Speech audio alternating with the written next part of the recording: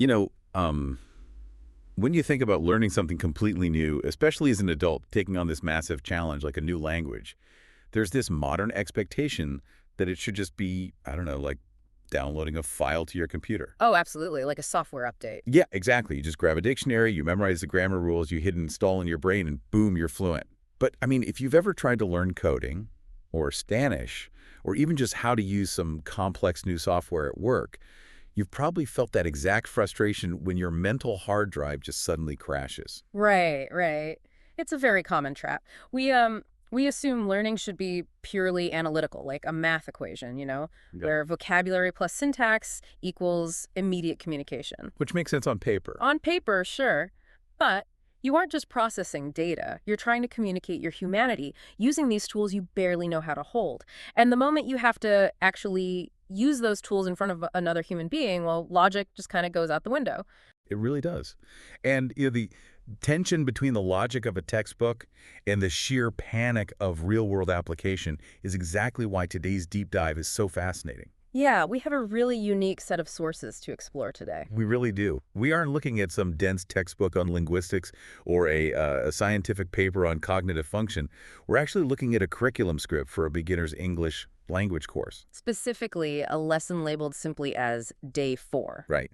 And to give you a sense of the architecture here, this is a 15 to 20-minute audio script. The stated focus is daily routine and telling the time. And the instructions for the teacher explicitly demand slow speaking, repetition, and, plenty of practice. So our mission today is to unpack this document. Because when you strip away the basic vocabulary, this isn't just a lesson plan. It's a hidden blueprint for how adults actually acquire new skills. It really is. It reveals how to structure routines, manage cognitive load, and build psychological confidence completely from scratch. Okay, let's unpack this. Well, it really operates as a masterclass disguised as a simple audio lesson. And that brilliance, it starts with what the curriculum does before it even attempts to teach anything new. Yeah, that stood out to me immediately. Before we get anywhere near the clocks or the daily routines, the document strategically forces the learner to look backward. Right. The very first part of the script is dedicated entirely to a quick review. It drills these foundational basics from the previous lessons, so days 1 through 3. Which is a highly intentional mechanism. It isn't just a warm-up. It's a calculated psychological maneuver. It goes over greetings, like good morning and how are you? Basic numbers up to 3. Days of the week, like Monday and Tuesday. And the primary colors, right? Red, blue, green. Exactly. Yeah. But it doesn't just ask the learner to sit back and passively listen to these words. It demands active responses. It actually pauses the audio and asks things like, what is your name? And what is your favorite color? With designated dead air. Yes. Dead air, just waiting for the learner to speak out loud. And that active pause is critical. It forces recall rather than just recognition because, it's very easy to listen to someone say blue and just nod along thinking you know it. Right, you recognize the sound. Exactly. But it takes an entirely different neural pathway to retrieve that word from your own memory and physically form the sound with your mouth. I mean, I understand the physical priming. It feels a lot like dynamic stretching before a heavy workout. You get the blood flowing. Sure. But I have to push back a little on the content of that review. Oh. Imagine you were a 35-year-old professional listening to this. Isn't repeating 1, 2, 3 and red, blue, green over and over just slightly tedious? I can see why you think that. It just feels borderline patronizing to make an adult sit alone in their room reciting primary colors. Well, what's fascinating here is that your reaction is exactly why the review is structured this way. You bring up the 35-year-old professional. Adults come into any new learning environment with a fully formed, highly guarded ego. Oh, that's true. If you think about it, we are used to being extremely competent in our native language. We navigate complex jobs, subtle social dynamics, intricate relationships, all without a second thought. Right, it's just automatic for us. And suddenly you strip that linguistic mastery away, and that adult is reduced to the communicative level of a toddler. Man, that is a terrifying, vulnerable state to be in. It is. The cognitive anxiety levels just spike massively, and linguists actually have a term for what happens next. It's called the affective filter. The affective filter. Yeah. Think of it as a literal emotional wall in the brain. When anxiety is high, your amygdala flares up because it perceives a threat to your social status or your identity. Wow. And when that happens, it actually blocks language input from reaching the language acquisition centers of the brain. So lowering that filter isn't just a nice idea, it's a biological necessity for memory formation. Ah. So by asking them what their favorite color is, something they successfully mastered in days 1 to 3, you are giving them an immediate psychological win. Precisely. You are dismantling that effective filter. The review proves to their anxious brain that they can do this. It replaces the fear of the unknown with the safety of the familiar. Exactly. You simply cannot absorb new, complex information if your brain is in a state of defensive panic. Okay, so with the ego relaxed and the emotional wall lowered, the lesson actually introduces the new material. And this is where the curriculum maps the English language directly onto the learner's physical, daily survival. Which leverages one of the most powerful tools in cognitive science embodied cognition. Let's look at how it does that. The lesson introduces telling the time, starting with basic hour like 6 o'clock, 7 o'clock. Right. Then it gets more granular with intervals like 6:30, 7:15, and 8:45. Yeah. But it absolutely refuses to teach these numbers in a vacuum. No, it pairs them with a relentless sequence of daily existence. Right. The script reads, I wake up early, I brush my teeth, I wash my face, I take a shower, I get dressed, I eat breakfast, I go to school or work, I come home, I sleep. The pairing of abstract time with physical action is the key to this entire section. Here's where it gets really interesting for me. I originally thought of this like building the scaffolding of a house. But really, learning these phrases in this specific chronological order is more like creating a cognitive macro. Oh, I like that comparison. You know how you can program a computer macro to execute 10 complex commands with just one keystroke? Yeah? That's what's happening here. You're teaching the brain a predictable operating sequence. The learner doesn't have to spend mental energy deciding what happens next in the story. They know brushing teeth comes after waking up. The structure is handled, so the brain just has to fill in the vocabulary. That cognitive macro concept hits the nail on the head. Think about how vocabulary is usually taught in a poor classroom setting. You get a list of disconnected flashcards. Apple, train, dog, clock. The worst. Right. That relies entirely on semantic memory, which is the brain's storage for isolated facts. It takes massive, grueling repetition to make those stick. Because breakfast on a flashcard is just abstract data. Exactly. But here, the learner isn't memorizing isolated data. They are being asked to anchor those words to their own actual morning. I eat breakfast at 7:15. Right. This shifts the burden from semantic memory to episodic memory, the memory of autobiographical events. By mapping the new language onto their pre-existing personal routine, the knowledge becomes deeply experiential. So tomorrow morning, when that 35-year-old is physically standing at their bathroom sink holding a toothbrush, the physical action itself triggers a recall of the English phrase. The routine becomes the teacher. The physical environment acts as a constant daily flashcard that they don't even have to carry in their pocket. Okay, so the learner has mapped these routines in their own head. They've linked the vocabulary to their physical reality. Yeah. But solitary practice in your bathroom is completely useless if you freeze up the moment you stand in front of another human being. It really is. Which leads us to how the curriculum bridges that gap from isolated translation to actual social interaction. And this is a massive leap in cognitive load. The daily conversation segment shifts the goalpost from knowing the words to deploying them under social pressure. The curriculum provides a scripted dialogue between two fictional characters, Aman and Ria. They trade these very simple routines back and forth. Right. Ria says, I wake up at 6 o'clock. Aman replies, I wake up at 7 o'clock. Ria asks, what do you do after that? And Aman replies, I brush my teeth, then I take a shower. And they eventually bond over studying English every day. Right. And then Aman drops this pivotal phrase in the middle of the dialogue, practice makes progress. Which is a phenomenal variation on practice makes perfect. Yeah. It removes the expectation of flawless execution. It is very forgiving. Yeah. But looking at the dialogue itself, I have to be honest, nobody actually speaks in these perfectly rigid sequential sentences. Well, I mean, if I walked up to you in a coffee shop and said, I wake up at 6 o'clock, I brush my teeth, I eat breakfast, you would look at me like I was malfunctioning. I probably would, yeah. It's incredibly stiff. Is this actually helping them converse, or is it just teaching them a robotic parlor trick? If we connect this to the bigger picture, that stiffness, that robotic simplicity, it is actually the secret weapon of language acquisition. Really? Yes. Native fluency isn't about spontaneously inventing grammar rules on the fly. Native fluency is actually just a collection of thousands of automated robotic scripts strung together so seamlessly that you don't notice them. Wait, really? Native speakers use robotic scripts? Think about your own native interactions. When someone says, "How's it going?" you don't actively analyze the syntax, parse the verb tense, and construct a custom response. I guess not. You instantly deploy a pre-recorded script. Good, you! That is a macro. Real organic conversation outside of those scripts is utter chaos. That's a good point. It's full of slang, cultural idioms, interrupted sentences, drop syllables. Throwing a beginner into that chaos is a recipe for an amygdala hijack. They will just freeze up and drown. Because they're trying to process the other person's chaotic input, maintain eye contact, and search their own brain for the right vocabulary, all at the same time. The cognitive load is crushing. What this rigid Amon and Ria script does is strip away all that terrifying complexity. I see. Notice how Ria asks, "What about you?"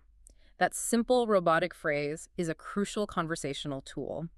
By practicing this specific script, the learner gets to experience the rhythm of a back and forth. The ping-pong match of talking. Exactly. They learn what it feels like to ask a question, wait for a response, and offer their own input, completely free from the immense pressure of conjugating irregular verbs on the fly. It's conversational training wheels. You have to learn how to pedal and balance in an empty parking lot before you can go off-roading in highway traffic. And building that balance brings up the psychological component again. How do you stop a learner from getting discouraged when they realize they still sound like a robot in the parking lot? And that is where the source material took a turn that genuinely surprised me. It becomes glaringly obvious that this lesson is actively managing the learner's emotional state, not just their vocabulary. Yeah, big time. It really culminates in the homework and motivation sections at the end of the script. The homework assignment is incredibly revealing of their underlying pedagogical philosophy. The homework isn't a worksheet where you circle the right verb tense. It explicitly instructs the learner to physically practice speaking in front of a mirror. Which is intimidating on its own. Very. And it asks them to adopt a specific persona to describe their routine. This script gives an example. My name is Rahul. I wake up at 6 o'clock. I brush my teeth. I eat breakfast. I go to school. I study English. I play with my friends. I go to bed at 10 o'clock. Right. And then, right after that mirror exercise, the lesson delivers a direct, almost aggressive, motivational intervention. The framing in that motivation section is something you rarely see in formal academic texts. I want to quote it directly because the tone is just so striking. It says, "Every expert was once a beginner. Don't compare yourself with others. Compare yourself with yesterday. If you practice every day, you'll become more confident. Believe in yourself. You can do it." It's powerful stuff. So what does this all mean? To me, reading this felt like stumbling into a hybrid of a language teacher and a life coach.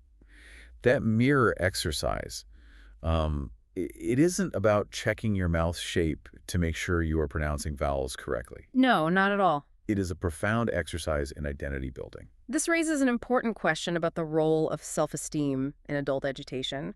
We often treat learning as a purely cognitive function, right? As if the brain is just an unemotional sponge. You're just soaking up data. But this curriculum recognizes that adopting a new skill, especially a language, is a deeply emotional transformation. You are literally looking yourself in the eye in that mirror and saying, "I am an English speaker." Yeah. You are trying to convince your own reflection. Because of that fragile ego we discussed earlier. When you learn a new language, you are adopting a new identity. You are trying on a new version of yourself, which triggers massive imposter syndrome. Oh, for sure. It is exhausting and inherently scary to step outside of your competent native self. The curriculum treats the emotional state of the learner as being equally important to the vocabulary list. By explicitly stating every expert was once a beginner, it normalizes the feeling of inadequacy. It tells the learner, you aren't failing because it feels hard. Yeah. It feels hard because you are a beginner. Exactly. Telling the learner you can do it isn't just a fluffy motivational poster on a classroom wall. It is framed here as a cognitive prerequisite to fluency. Right. If you don't believe you can do it, the affective filter goes back up. Your brain enters a defensive state, and the learning process literally stops cold. It takes immense courage to stand in front of a mirror and willingly sound like a beginner. It really does. Let's zoom out for a second, though. We've analyzed Day 4 deeply, but this single lesson doesn't exist in a vacuum. At the very end of the source material, we get a glimpse of how this specific day fits into a carefully orchestrated 10-day roadmap. And the macro structure of the entire beginner course is where you see the real genius of the curriculum designer. Let's map out this progression. Days 1 through 3 were all internal basics. Greetings, classroom expressions, numbers, colors, very contained. Yes. Day 4, the lesson we just analyzed, grounds the learner in their own personal, physical, daily routine. But then look at what happens from day 5 to day 9. The topics systematically expand outward into the world. Right. Day 5 is family members and relationships. Day 6 is food and drinks. Day 7 is shopping and money. Day 8 is travel and asking for directions. And day 9 is health and visiting the doctor. Notice the trajectory there. It is a relentless, deliberate widening of the lens. It reminds me of a video game map slowly revealing itself through the fog. Oh, that's a great way to look at it. You start in your safe home base, learning how to say you woke up and brushed your teeth in your own bathroom. And then, once you've mastered that safe zone, the game lets you unlock new, increasingly complex territories. Yeah. First, you venture out to interact with your family, then the local grocery store, then navigating public transit, and finally dealing with the high-stakes, stressful environment of a doctor's office. That video game analogy highlights the concept of controlled expansion perfectly. And what makes this 10-day structure so powerful is that it perfectly mirrors human developmental psychology. How so? Like the stages of a child growing up. Exactly. If you look at cognitive development theories, a child starts out entirely egocentric. They only understand themselves, their physical body, their immediate needs. I am hungry, I am tired, I am awake. Right, their whole world is just them. Then, as the brain develops, their awareness expands to their immediate family unit, then to their neighborhood, the local store, and finally, they develop the capacity to navigate the unpredictable, complex public sphere. So the curriculum is forcing the adult learner to rapidly replay the entire process of human social development. It builds outward from the safety of the self to the family, and finally out into the chaotic, broader world. Think about the psychological difference between day 4 and day 9. It's massive. Describing your morning routine is low stakes. But going to a doctor, that involves unpredictable vocabulary, high personal stakes, and a massive power dynamic. Yeah, that's terrifying in a second language. If you started the curriculum on day 9, the learner would quit immediately. But by the time they reach that doctor's office, they have days of psychological momentum and a solid base of newly formed identity behind them. Psychological momentum. That is a brilliant way to frame it. So to bring this all together for you listening, why should you care about a beginner's English script? Right. Especially if you already speak English perfectly well, or if, language learning isn't even on your radar right now. The reason we wanted to take this deep dive is because this single document reveals a universal masterclass in how to learn absolutely anything. The mechanics we've uncovered apply to almost any complex, overwhelming skill you want to acquire in life. Whether it's learning a new programming language, taking up the piano at age 40, or stepping into a huge new leadership role at your company, you cannot just download the information. No, You have to break it down. You start with basic repetition to quiet your fragile defensive ego. You map the new abstract knowledge directly onto your existing daily routine so it physically anchors in your memory. Exactly. You build automated cognitive scripts in low-stakes environments before you go public. And above all, you actively, intentionally manage your own psychological motivation. You have to build the house brick by brick, and you have to believe the house can be built in the first place. And that brings us to one final thought to mull over. We mentioned that 10-day roadmap. The source material reveals that day 10 culminates in a massive session of review, real-life conversations, and speaking practice. The ultimate boss battle of the beginner course. But it raises a deeply fascinating question about what happens next. What happens on day 11? Oh, wow. Once this carefully constructed 10-day roadmap ends and the learner steps out of the classroom, they are going to enter a real world where people do not speak slowly, where native speakers use slang, drop syllables, and completely ignore the Amen and Ria scripts. It's the Wild West out there. It is. How does the rigid, safe scaffolding of I wake up at 6 o'clock hold up against the messy, rapid-fire chaos of actual unscripted human dialogue? Man, it makes you realize that completing the curriculum isn't the finish line. It's just the terrifying, exhilarating moment you finally take the training wheels off and ride out into traffic. Thank you so much for exploring this fascinating blueprint with us. We'll catch you on the next deep dive.